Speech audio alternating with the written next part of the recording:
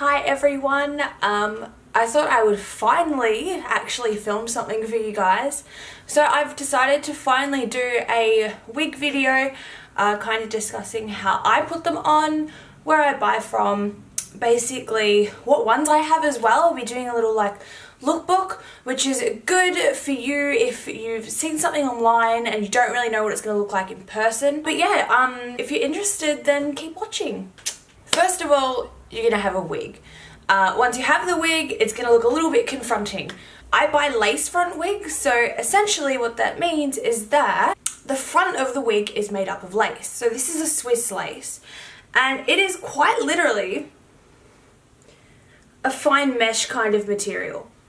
And what that is that's there to create a more natural, realistic hairline. These are expensive not only because they look more natural, but because every single fiber, so every single hair strand is actually individually kind of weaved or knitted into the lace. I did this as a part of my makeup course. It was such a pain in the ass, so I totally have no issue spending the money on a lace front just because I know how much work goes into them. So you're gonna get it, and it's gonna look something like this.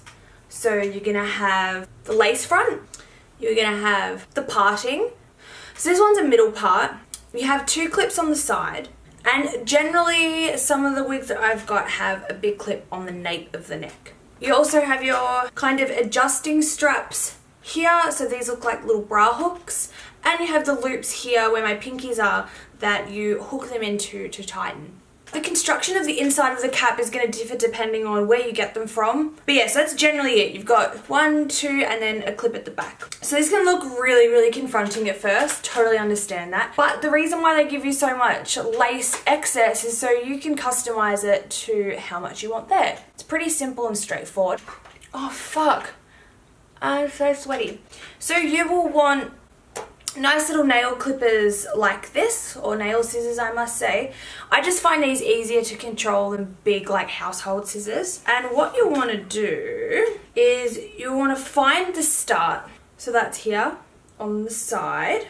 And then you want to kind of start snipping and try to take as little off the actual hair as possible. So try to get it as close to the hairline as possible as you would like. I like to go pretty much right up there. I don't really mind if I lose a few hairs. By few I mean like 5, not like 5,000.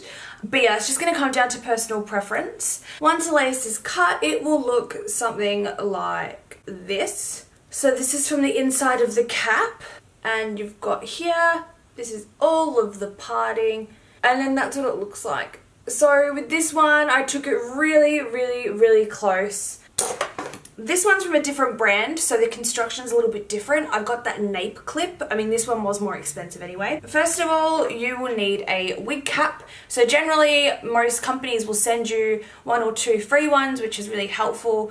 I always like to go into like the cheap shops and grab a few for like $1.50, $2. They're just good to have. I lose so many of them, especially when I'm drunk and I take off my wig and then I fling it.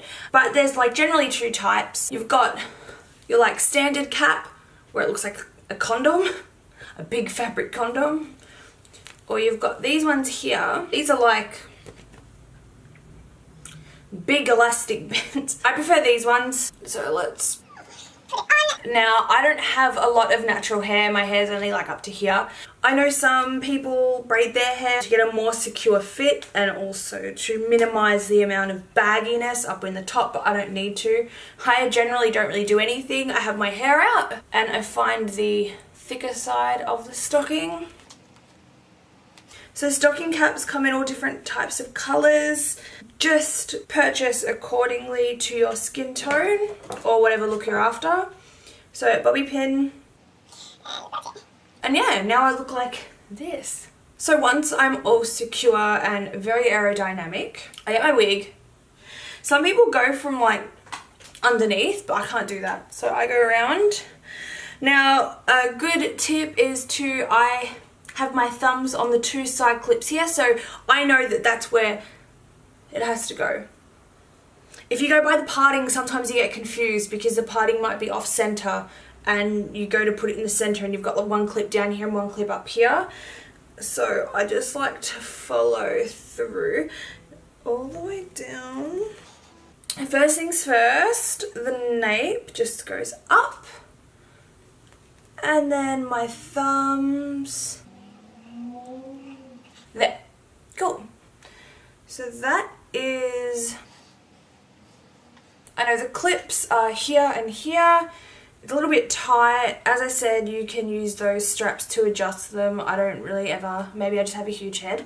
And then you will just need a comb. I just use the end of this teasing brush. And because my hair, natural hair colour, is similar to what I'm wearing, because this is an ombre one, I'm just going to pull out some baby hairs. Just spray that comb with some hairspray. Just get some baby hairs out. You can see the lace a little bit still. So a few options. We can just get a little brush and just, I'm gonna grab like a black eyeshadow and I'm just gonna color in the lace a little bit. Now this is,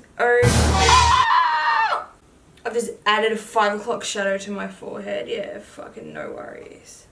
And then the last step is getting some concealer that matches your skin tone and a synthetic brush, just a straight brush. And then I do that.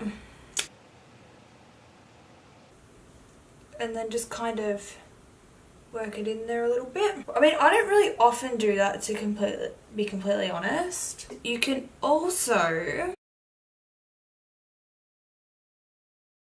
So that is for a wig that's the same colour as your natural hair.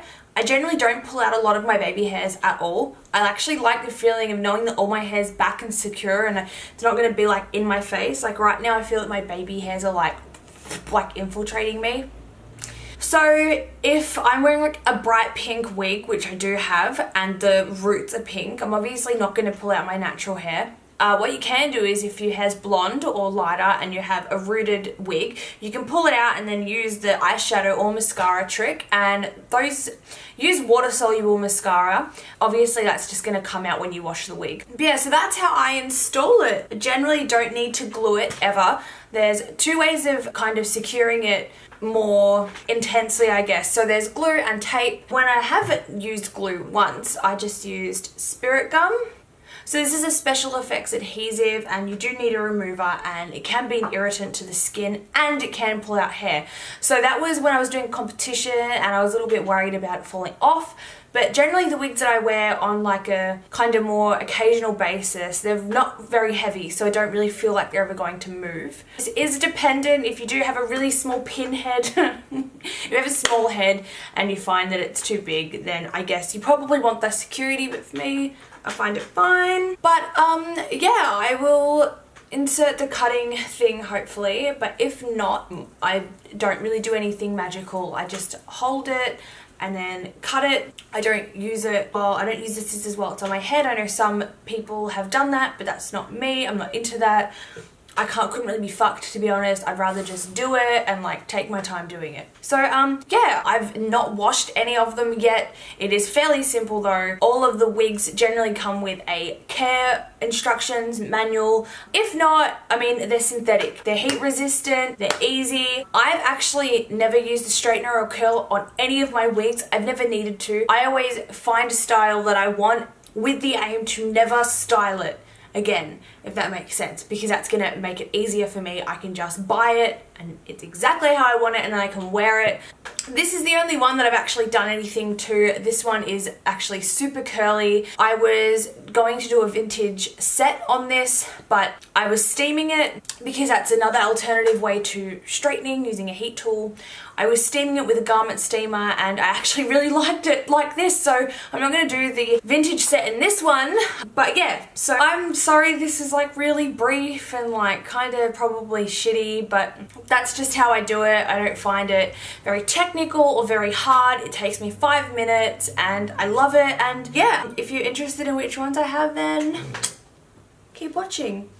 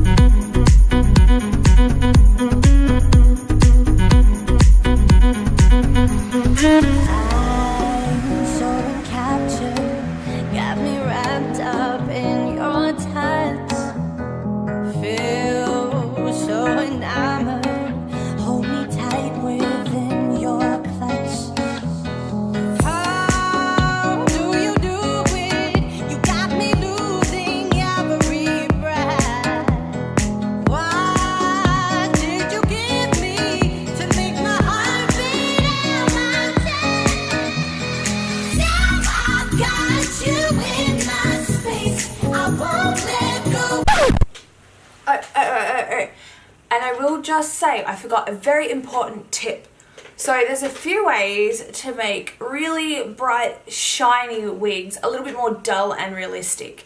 So dry shampoo is one, the best, easiest, and would I say the cheapest? No, that shit costs a lot of money.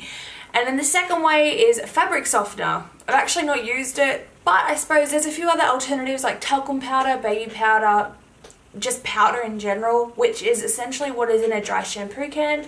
But yeah, I don't really have many really bright, fake looking wigs, but this is definitely one of the more shiny ones. And if I was going to wear this out in public, I would definitely give this a bit of a shine down. Yeah, so just dry shampoo and then away you go. On our own, we jump, we fall, forgotten words. We're running out, running out, running out now. Won't hide away anymore like yesterday. Cause we're running out now. You can see it in our eyes that we won't look away. This time we're here to stay. So we're running out now. We're fighting with the wind, crashing every day. And if you think afraid, we won't leave you.